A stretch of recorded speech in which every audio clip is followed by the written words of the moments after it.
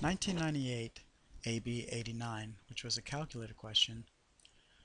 The question asks if g is a differentiable function such that g of x is less than 0 for all real numbers x, and if f prime of x is x squared minus 4 quantity times g of x, which of the following is true?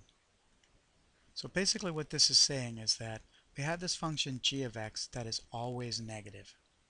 And second of all, we have this function f of x that is a product of the quantity x squared minus 4 and the function g of x. We have this function f of x whose derivative, f prime of x, is a product of the quantity x squared minus 4 and g of x. It's not f of x itself, but it's the derivative of f. That is that. So you have to remember that we're working with the derivative function here and not with the original function. That's very important. Now, before we start doing anything here in this case, we really need to look at the types of answers that are given there. We see that we're asked about relative maximum, relative minimum, relative max, min, etc. So this question is all about relative max and min. And so all the information that we need should be obtainable from the first derivative, f prime of x. Now we can factor that first derivative, f prime of x, to be x plus 2 times x minus 2 times g of x. And we should make a sign chart at this point.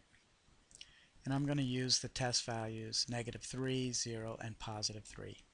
And remember, we're going to insert these values back into the first derivative because we're trying to find out where the first derivative changes from negative to positive or from positive to negative.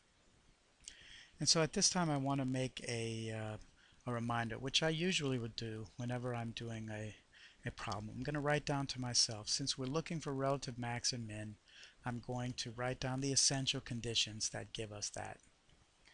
And the first one is that f of x has a relative max when f prime of x changes from positive to negative.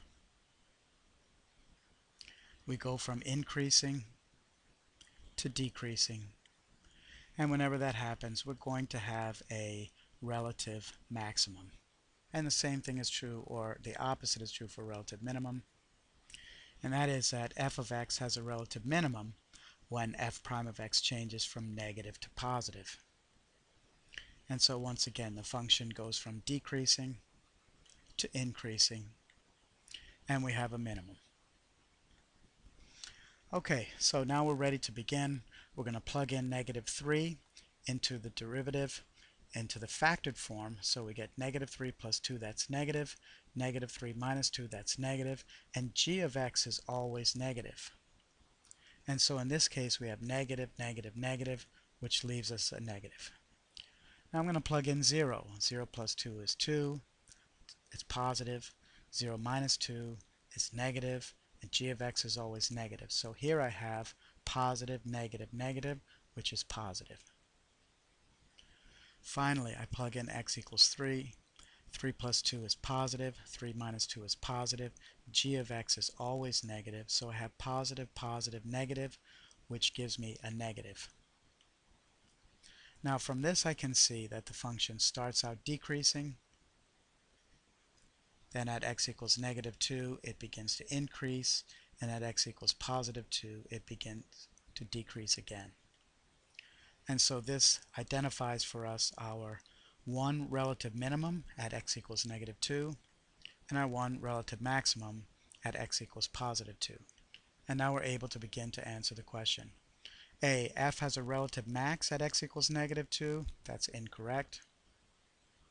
B, f has a relative min at x equals -2 and a relative max at x equals +2. That's correct.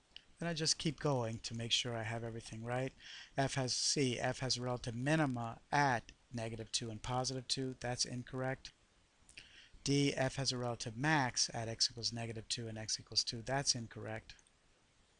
And E, it cannot be determined if f has any relative extrema, and we did determine it, so that is incorrect also. And so the answer in this case is only B is correct. And so that brings us to the end of this problem.